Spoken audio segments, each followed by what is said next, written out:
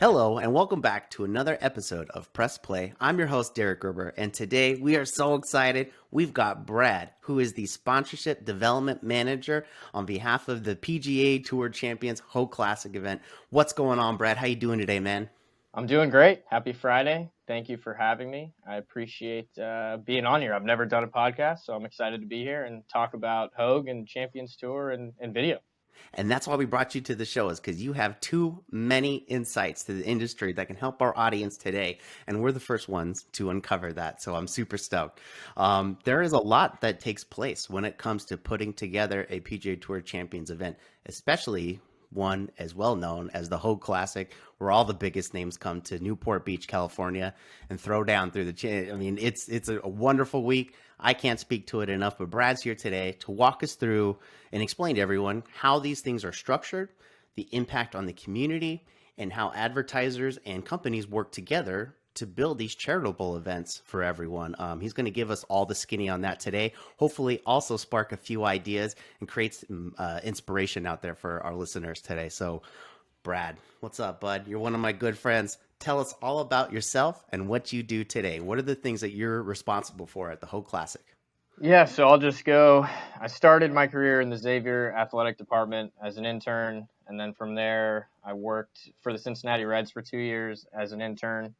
And then my first gig out of college was at the PGA Tour in Florida. So I was in Ponte Vedra Beach, and it was a just straight inside sales gig where, I mean, just smile and dial, pounding the phones, don't see the light of day till you make your 100 calls. And but it was a great experience because, I mean, you learn how to get said no to, which all of us in sales roles, it's the name of the game. You're just going to get said no to a whole bunch. And then from there, I was hired to come out here and help do the business development and sales and fundraising for the Hoag Classic. So I've been on the team for 3 years now, which is pretty crazy to think about since I'm a Midwestern guy. Grew up in Chicago, and then Florida, and now California. So it's a welcome change, especially around this time of year. But specifically what I do for the event is all of the fundraising and sales initiatives. So if you turn our broadcast on, all the hospitality tents that you see, I sell those. Also sell all of the Pro-Am initiatives that we have. And then kind of, as we've talked before, I don't really have the rights to sell like commercials.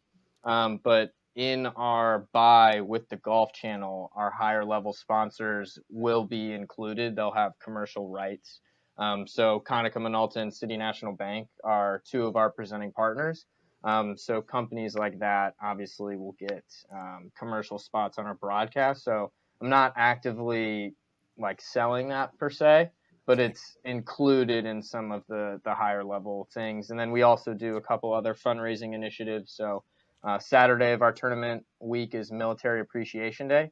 So on that day, all former active retired military and up to 3 of their family members get free admission into the event. And then we also give them food and beverage vouchers. And then around that, we also sell sponsorships specifically for Military Day. And that helped us raise, we gave back $75,000 to military charities last year in 2020 as some of the fundraising efforts. And then we also do a student day to help drive scholarships for local community members that are in need of financial support.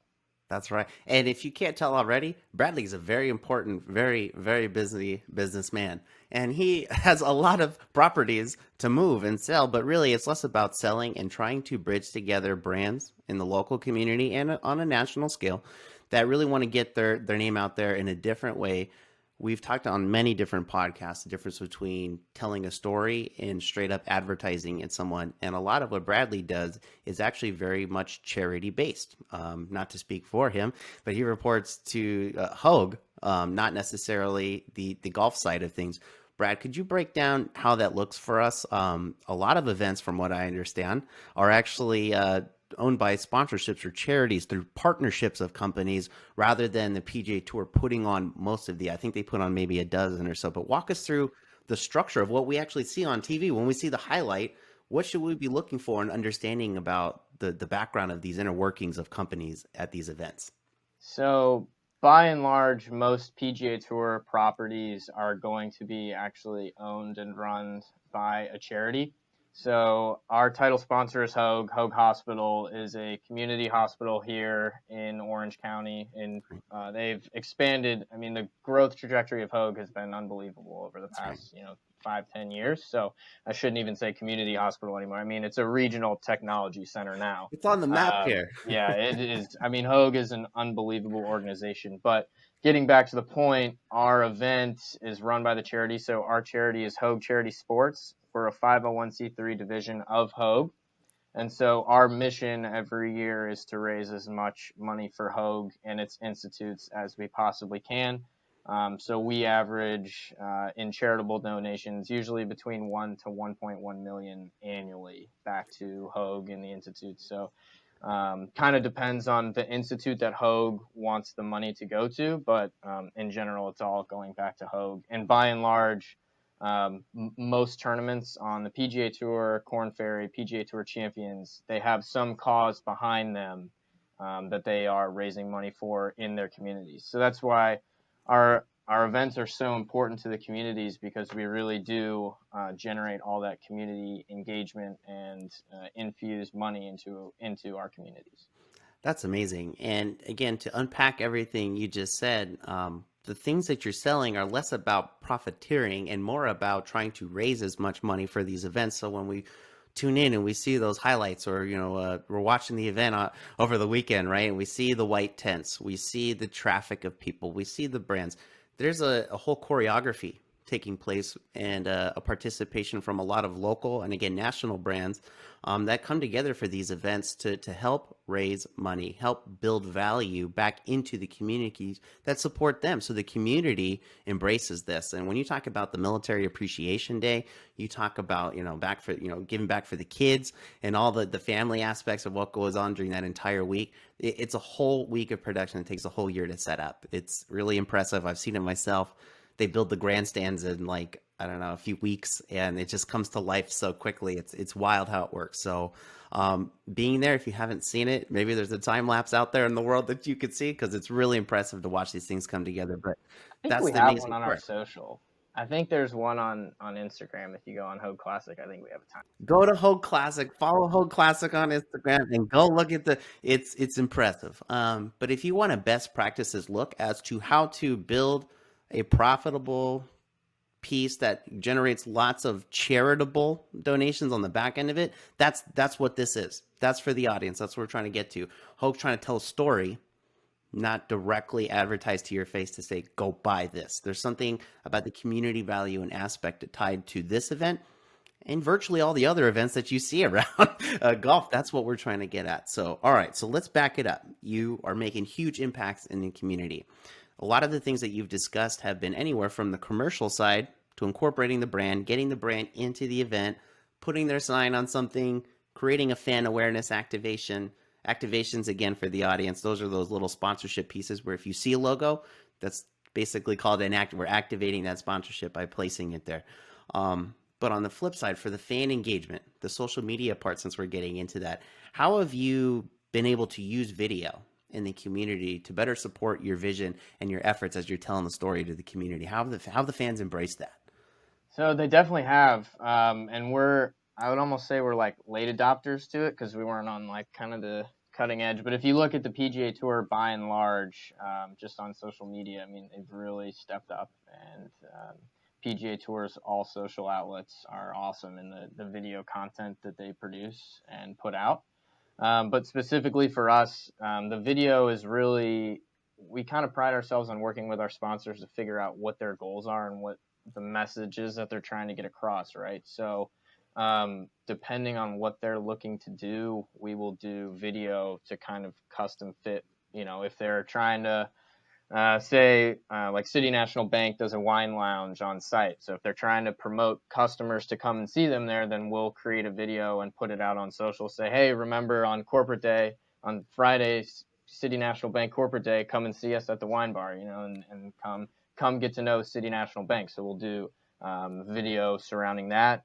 Also, kind of around Military Appreciation Day, we'll do video to really sell that and really say, hey, this is awesome for the community, great for those who have served. I'm a little biased because my brother is a former Marine, so that's a special day to me. And then also we've done video for things like Student Day, which Kingston Technology, excuse me, is our kind of presenting sponsor around that day. And so we've done video when the checks are presented to the students and to really drive that engagement for Kingston. That's really their vision, is to help provide opportunities for students in the local community. So through that, we create the video and push that out to really drive the engagement on that side. I love it. Yeah, because what we're trying to get into is, and they're not creating an hour-long seminar here. Short form video communication. Social media has become, let's just say, the favorite platform for your communications, because that's how fans like to casually interact with you. They follow along. You post some updates. You get some cool shots. You do some drone shots of the course coming together. Been absolutely amazing. And you've overcome some major challenges this last year. I believe the entire event was actually canceled and pulled, but that was made to the decision of the leaders of Hoag. Am I understanding that correctly? So officially on this day right now, we're officially postponed. And obviously there's a lot of things at play. I mean, we're in California and our event is typically that first week in March. So there was a time throughout the summer of 2020 when we were kind of like, all right, maybe we'll be able to do this. We'll be able to play. We'll be able to have fans. But it quickly became apparent that that was not going to be the case, just given all of our restrictions and everything that we've seen. Understand. So we're currently postponed. If we play in 2021, it'll be an extremely scaled down event. My estimation would probably be no fans at all. Just because, just with the financials, it's kind of a gamble to go and build all of that. And then if we are not allowed to have fans, then you're out of pocket from that. That's right. Um, You all need to buy tickets to the Hoag Classic and go to the Hoag Class. I'm just kidding. But like in all seriousness, yeah, like not because of things of your own, not because of the lack of engagement. I think the community has been demanding it and wanting it. We both live in Orange County for the audience to know. It's a huge spectacular event that everyone loves and brags about. Many tickets go out. And Brad over here needs to continue the relationships and innovate for the providers, which is taking me to my next question.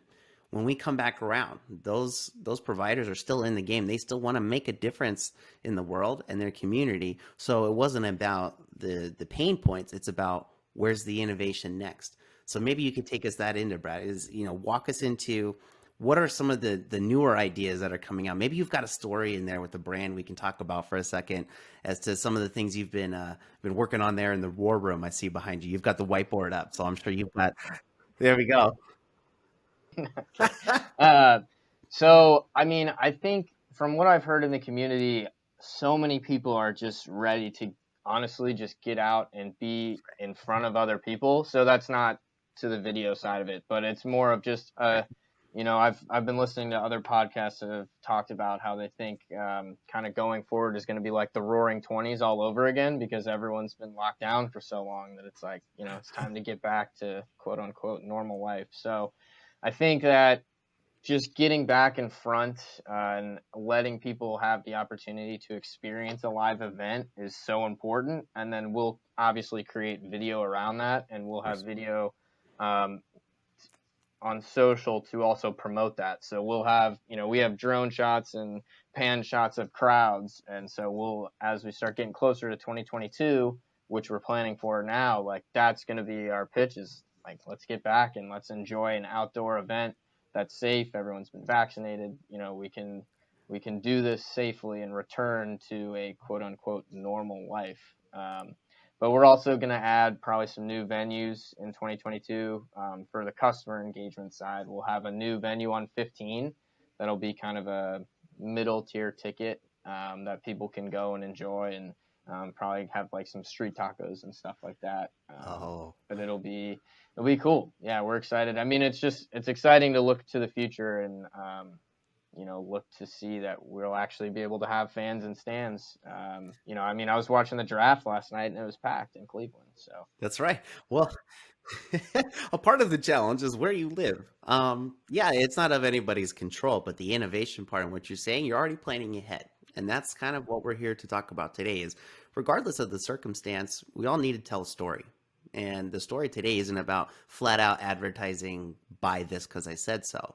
This is about really large brands investing a lot of money to go generate at least $1 million a year to give right back into charity while supporting and promoting everybody else in the community. So it's one of the, I don't know, the most flipped upside down commercial advertisements. If you, it's not even about that. This is like about the community. Brad represents the community here when it comes to these things and using video to tell the story so you get it and you are attracted to that brand. That's what we're talking about today. There are different ways for people to communicate a lot of different stories. The three pillars that we have here at Explainify, people come to us because Explainify sponsors us, but awareness, education, and revenue.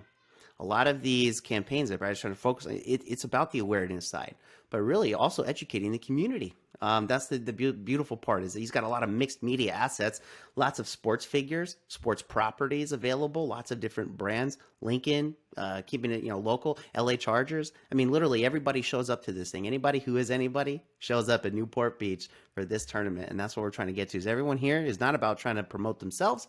It's about the community. It really is. There's tons of activities for kids. All these different local brands that typically wouldn't have the ability to brand themselves on another level, they can come here and gain tons of support from the community. So that's what gets me excited about it personally. So let me back up for one more second. You have a future in front of you, and we know it's changing, but you've already made the push towards digital. You're already doing it. So when it comes to, let's just say, potential sponsors or further innovations, is there like maybe a top 3 tips that you can give the audience here right now to think about, just that you've been applying for your clients, but if we had to reimagine how they should be approaching their storytelling, given what you said, how do we do that? It's an interesting question.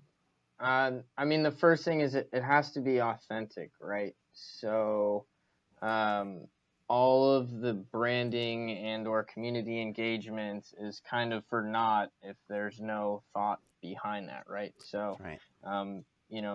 It doesn't matter what the content is if there's no real thought and authenticity behind it, no one's going to care, right? So you see that in Kingston's sponsorship of our event. Their whole mission is to provide, opportunities for local youth to advance themselves through education. So that's portrayed in our event and their activation and what they're doing and sponsoring Student Day and giving out all those scholarship checks that they do.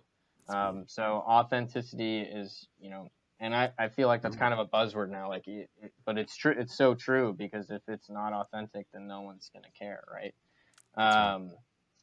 And 2 and 3, that's tough because I think they kind of all just fall into place. Like if it's authentic, then people are going to respond to that message and that vision, and they'll act on the message and impact that is trying to be portrayed, regardless of what it is.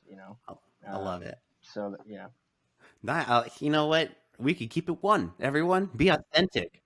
Well, we could. I bet you pick up 20 different books that say 100 different things. My point is, start with somebody like Brad, who's right here telling you the biggest brands start with authenticity when it comes to not just flat promoting themselves, but building awareness and value back into the community, the scholarships, the military appreciation program.